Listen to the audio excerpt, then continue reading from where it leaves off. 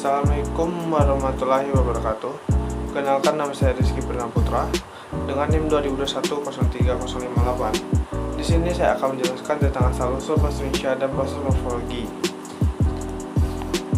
Yang pertama, alasan mengapa bahasa Indonesia diangkat dari bahasa Melayu.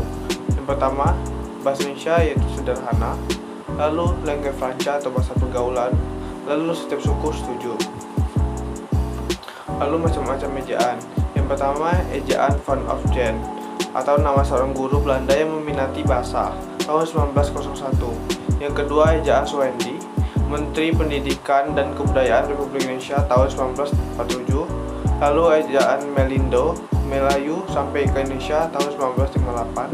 Lalu ejaan yang disempurnakan atau EYD yang diresmikan pada tanggal 16 Agustus 1972. Lalu perbedaan antara ejaan Van Often dengan ejaan Suwendi. Yang pertama, ejaan Van Often, huruf J untuk kata sajang, bajang, pajah, dan lain-lain. Huruf OE untuk kata growe, barakoe, dan lain-lain.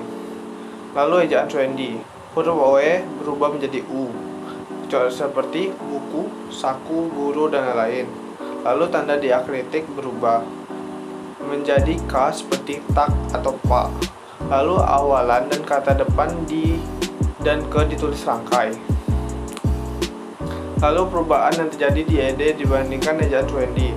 Yang pertama, huruf F, V, Z, Q, dan X diresmikan pemakaiannya menjadi huruf B, L. 2. Angka 2 untuk kata ulang dihapuskan, untuk penulisannya ditulis berulang diikuti tanda hubung. Yang ketiga, awalan di dan ke ditulis rangkai, dan kata depan di dan ke ditulis terpisah dari kata yang mengikutinya. Lalu ke materi morfologi. Yang pertama, pengertian morfologi. Secara etimologi, kata morfologi berasal dari kata morph yang berarti bentuk dan kata logi yang berarti ilmu. Jadi secara harfiah, kata morfologi berarti ilmu mengenai bentuk.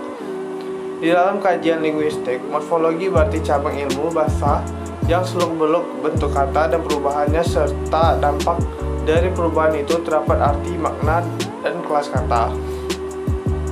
Manusia adalah salah satunya spesies yang memiliki bahasa. Ini membawa kita pada linguistik atau studi tentang bahasa dan strukturnya. Morfologi merupakan pengatur dan penghubung dari unit-unit bermakna terkecil dalam suatu bahasa. Lalu ada macam-macam proses morfologi. Yang pertama, proses pembubuhan afiks atau afikasi. Afikasi merupakan nama lain dari morfem terkait. Morfem terkait merupakan kata yang tidak dapat berdiri sendiri, sedangkan kata yang dapat berdiri sendiri disebut sebagai morfem bebas. Morfem bebas merupakan kata kasar yang dapat berdiri sendiri. Kata dasar dapat berupa kata benda, kata sifat, kata kerja, dan lain-lain. Penggabungan morfem bebas dan morfem terkait akan membentuk kata kejadian.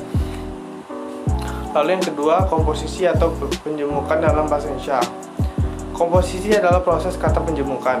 Kata menjemuk ialah gabungan kata dasar yang telah bersenyawa atau yang sudah membentuk suatu kesatuan dan menimbulkan arti baru. Alisaba 1953. Contohnya, keras plus kepala, jadi keras kepala. Lalu ada kamar plus mandi, menjadi kamar mandi. Mata plus pelajaran menjadi mata pelajaran. Kumis plus kucing menjadi kumis kucing. Lalu yang ketiga, pengulangan atau reduplikasi. Pengulangan atau reduplikasi adalah pengulangan suatu gramatik baik seluruh maupun sebagian, baik varian fromen maupun tidak. Hasil pengulangan itu merupakan kata ulang, sedangkan satuan yang diulang merupakan bentuk dasar. Misalnya, rumah-rumah. Dari bentuk dasar rumah, setiap kata ulang sudah pasti memiliki bentuk dasar. Kata-kata seperti sia-sia, mondar-mandir, dan lainnya. Dalam tinjauan deskripsi, tidak dapat digolongkan kata untuk karena sebenarnya tidak ada satuan yang diulang. Baik, itu saja materi dari saya. Jika ada salah kata atau salah penyampaian, saya mohon maaf. Wassalamualaikum warahmatullahi wabarakatuh.